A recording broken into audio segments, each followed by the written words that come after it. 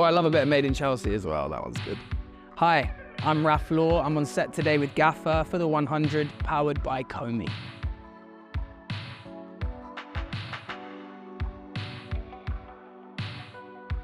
My granddad, because he's always been my best friend, and he was like my best friend growing up, and the older I've got, I've learned more about his life and where he came from and what he did for my family.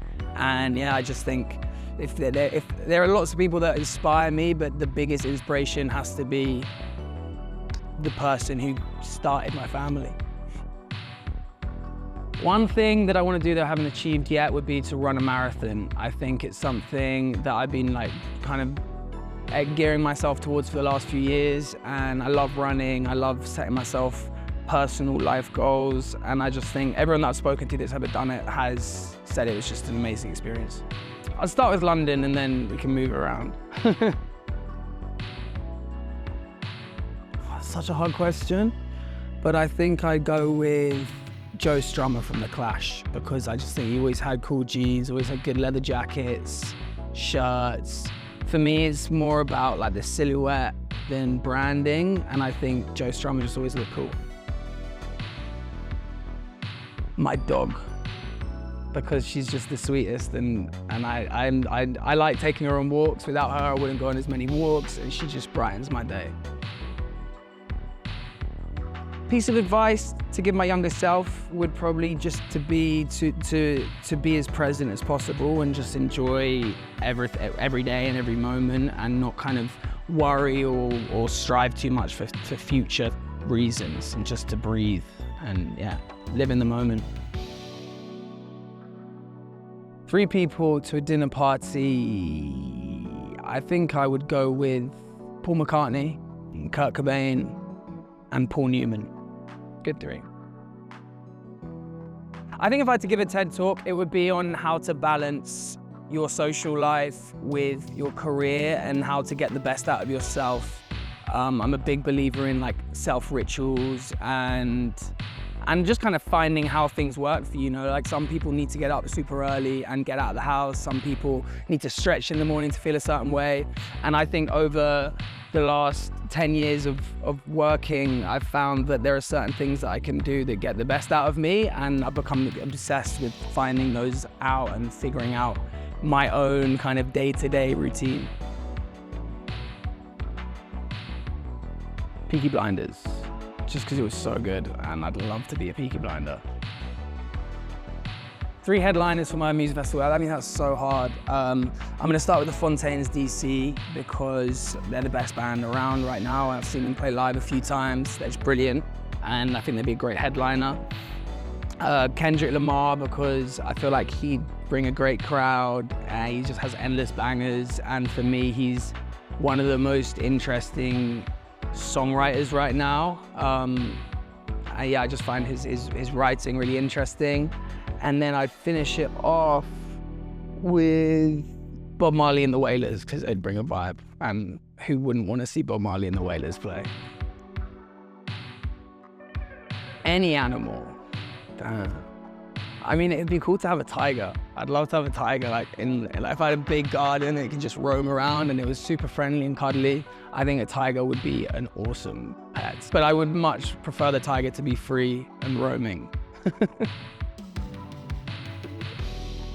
I'd want it to be an upbeat, I wouldn't say comedy, because I feel like that kind of like has a vibe that my life is a joke, which is not what I'm trying to say. But I'm quite an optimistic, positive person. So I think it would be a feel-good film with hopefully a happy ending.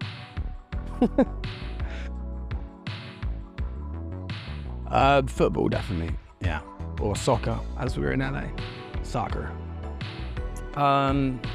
So many, but I'm gonna go with the White Album by the Beatles. Best concert, Paul McCartney at Glastonbury 2 years ago. My favorite meal is this kind of potato, egg, tomato, jalapeno, cheesy thing that my girlfriend makes me. It's like honestly the best thing in the world. I don't even know what it is, but I love it so much.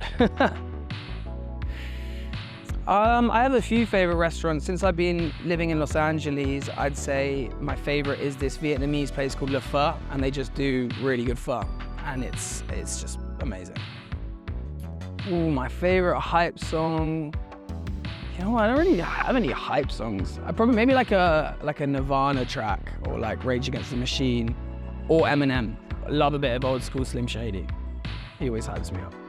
My favorite comfort film, The Princess Bride. Football. Fuck. That's it. Fuck. My favorite superhero, Batman. I feel like you can't go wrong with Batman. Best place I've ever been to. I was lucky enough to go on holiday to Bali with a few friends, and Bali was like super beautiful. But then other than that, I'd say genuinely just like the countryside of England. Don't think you can beat it. A favorite TV show. I love Game of Thrones. I've been watching House of Dragon a lot recently. I'll go with House of Dragon because I've been watching it a lot recently. Football or tennis as well. I'd say me and my family do. We've never been a family that stick to traditions. I feel like we switch it up quite a lot, and especially in the recent years, we all have been separated around the world. But I'd say just kind of going to like there's a local Greek restaurant that we love, and yeah, just kind of like going and doing things that we used to all do when we were kids together. It normally revolves around having a meal or watching Match of the Day while we sit around a table and play games. My favorite guilty pleasure is definitely reality TV. I love reality TV. When I'm in the right mood, I can just like put on Love Island and just sit there and enjoy it. But that's not even a guilty pleasure, you know. Or I love a bit of Made in Chelsea as well, that one's good. My best friend, Rob, is just, I think feel like when you move countries, you realize like sometimes you might not speak to certain people as much, but there's one guy who will like always check in, always reply, always picks up the phone. He's just a good friend. And my mum as well, so I have to say that. Most used app on my phone, it'd be between my email, which is a good answer, and Instagram, which is my bad answer. But yeah, I'm gonna go with Gmail because I'm always with my emails. I wouldn't say there's a specific moment. I think I grew up with always people kind of playing guitar or writing music or acting out things from films. I think I was really grateful to be around kind of creative people, and I just remember being a kid and always like wanting to sing a song to like my parents and their friends, like if they had people over for dinner. And like from the age of like 4 or 5, I was always writing music or performing. So I don't think there's a specific moment, but definitely like those early years of like wanting to just perform to all these adults was definitely like foreshadowing of the future. I mean, initially, I watched Band of Brothers quite a few years ago, and just knowing kind of like the impact that had, not only on like people that watched it, but also the actors involved for their career. It was just something that I really wanted to be a part of. I've always been a big fan of kind of period pieces that tell these kind of war stories and give people that have given their lives for kind of the greater good the platform to tell the story. So I was automatically just really wanted to be involved. And then when I got the audition, I was like just so happy. I remember I was rehearsing with my band at the time, and I called my parents and just was like, it was like the best feeling ever. I was actually rehearsing in the box in Soho at the time. So I was like, it was during the day, but yeah, I got a phone call and I was like in there, yeah. The boot camp was great because it was just an opportunity for us, all of the cast, to meet each other and get comfortable with each other, but then for us also to understand the planes that we were flying and get into that kind of military state of mind. But I think for me, I came out of it really just like in a really kind of confident headspace going into filming, and I think it was just a really refreshing time to go back and work with so many people having come out of COVID, and I think it just taught me to like trust my process, and that being a part of a team like is just such a good feeling, you know. It was like to come away from that and like know 80 guys' names and like something about them and really like feel like we'd all kind of bonded was just a really special thing. And I don't think it's a thing that a lot of people get to do after school. It kind of felt like going back to school but as adults. No, I hadn't. But I mean, my character's the mechanic, so I learned how to I was learning how to fix the propellers and fix the magneto engines. But they had built these life-size replicas of the planes, and it was amazing. Like once we all got onto set and got to see them, and we'd been learning so much about the intricate details of these planes, and then to see it in the flesh was kind of crazy. But yeah, I'd never really been around planes like that before. No. I mean, there's so many things that I learned from my fellow cast members to directors to just spending that much time out on the hard stands and reading books about my character and the men that the story's about. But I think as well, it being such a big production with some really big names attached and just such a big cast and so many different areas of expertise, I just say that it was incredible, the humility that everyone brought, and that it was really just about the story and working together, and from everyone from the top down, it was just a very open, collaborative experience. And I think for me, I've always wanted to be someone to work with. It's always nice to work with nice people, you know, and people that want the best for everyone. So I just kind of walked away from that, having had such a good experience with everyone, wanting to give that back wherever I can. Definitely, yeah. There was just more to go off. My character had written a book, which I read a few times, and that kind of sets up so many options and possibilities of where I could kind of take him. I got to speak to his family on Facebook. They reached out, which was kind of crazy. And then as the process went on, I was speaking with them more and more. I think, yeah, it was just a very, very different process. Sometimes you have to kind of join the gaps of your character if you're creating a backstory or there isn't much there.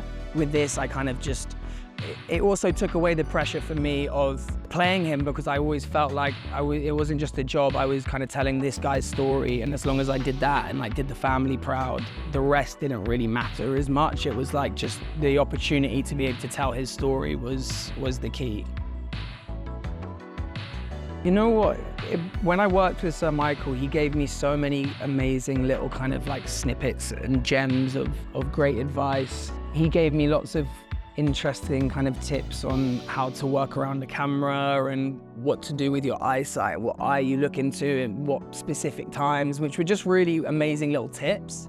And kind of being able to work with him and just watch him was also incredible. But again, kind of similar to what I learned from Masters, was just how friendly he was with everyone, and how when it was time to work, he was super professional and prepared and dedicated. But at the same time, there's a time and a place, and sometimes you can have a bit of a laugh around with people at lunch break and make everyone feel a part of it, you know. And he did that on set the whole time. That's such a hard question, because I feel like I'm at a point right now where there's so many kind of characters that I would like to portray. One thing I'd say is that I'd love to be able to showcase my music within films. So if there was either an opportunity to play a musician, or to be able to sing within a role, or to play a biopic, I would love to do something like that. I love stunts and sport and training. So to be able to kind of push my body and maybe learn a new skill set. But more than anything, I'd like to be able to show a variety within the roles that I play, and always try and push myself and do different things. I really don't want them to ever remake it, because the original's too good. But if I had to be in a film, it would be Butch Cassidy and the Sundance Kid, because I love that film so much. And my parents, I don't know. I mean, The Talented Mr. Ripley's a classic, for sure. Maybe I'll do the film where my parents met shopping. That would be funny. Recently, I've been really obsessed with the Safdie brothers. I love all the films that they do. I love their kind of aesthetic and their style and that kind of intensity, and you almost feel like you're gonna have a panic attack at any point. And their characters always have so much depth. I think I got the Safdie brothers. Kind of forever changing. I mean, I've always been had a huge love for the Beatles from a young age, and that kind of comes and goes throughout my life. Right now, like I said, I really love the Fontaines, DC. I listen to a lot of kind of 70s, 80s, 90s music. I don't listen to so much like modern day music, but it kind of changes, you know, like I really came late to the Spotify world. I used to always just kind of like listen to albums straight, and then my girlfriend was like, you know, you can like get these playlists curated to you and stuff. I was super late to that, but I've started this thing on Instagram where I post a song of the day every day, and I try and like keep it a little bit obscure and songs that people might not know, and that's kind of encouraged me to look for more new music, so yeah. I've always been someone that like I like to write, whether it's like poetry that I throw away on the side or like uses kind of like a therapy. Recently I've been writing more kind of story-based things for possible scripts and projects, and music has always, my songwriting process has always been pretty natural. It kind of starts in my head, maybe when I'm trying to fall asleep or if I'm on the train going somewhere, and then I'll have times where I sit down and put all of those little ideas into something that might work. But I think it kind of just stems from writing. And recently, I haven't been writing as much music, and there's no reason for that. It's more just that I've been writing more story-based stuff.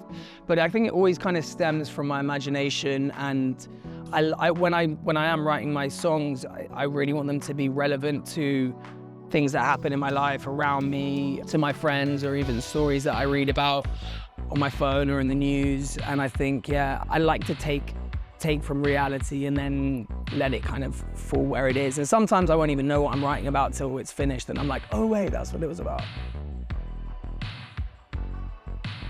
Some of my earliest memories of fashion, I remember being like 5 or 6, and my mum would do fashion shows with Frost French. And I remember going to a couple, and I didn't really know what was going on. I remember being like backstage and people like dressed up and like this kind of like buzz of excitement, but I didn't really know what it was. But then in my kind of mid to later teens, I got to work in some fashion weeks with some really great brands, and I've always loved collaborating, and I think working with people is always better than working on your own. So I've always just really enjoyed the aspect of being able to like meet different people on shoots, collaborate, and then the more kind of confident I've got over the years and more experience I've got to be able to then have your input within like the clothes and the shots and kind of what the overall theme is, and trying to figure that out. I think more than anything, my experience early on within the fashion world built my confidence to be on camera and to be able to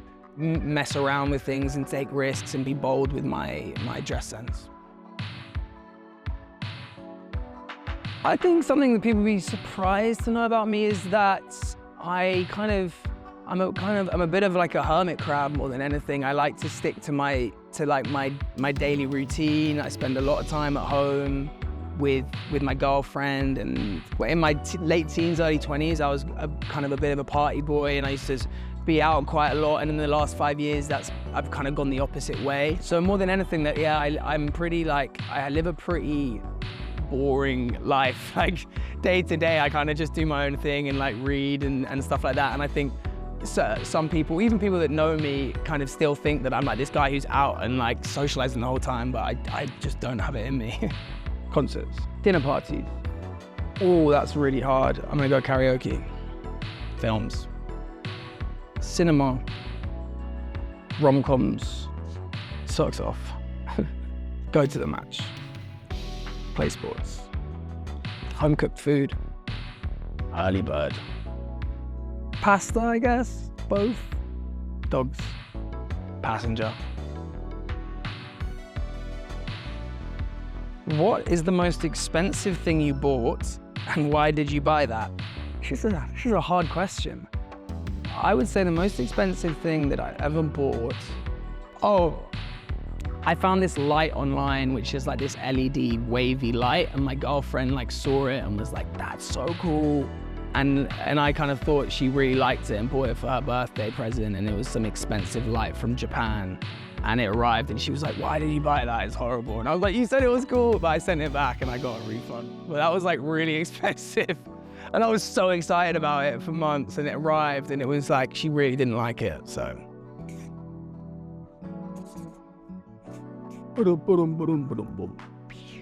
I'm Raff Law, and don't tell the gaffer I'm here.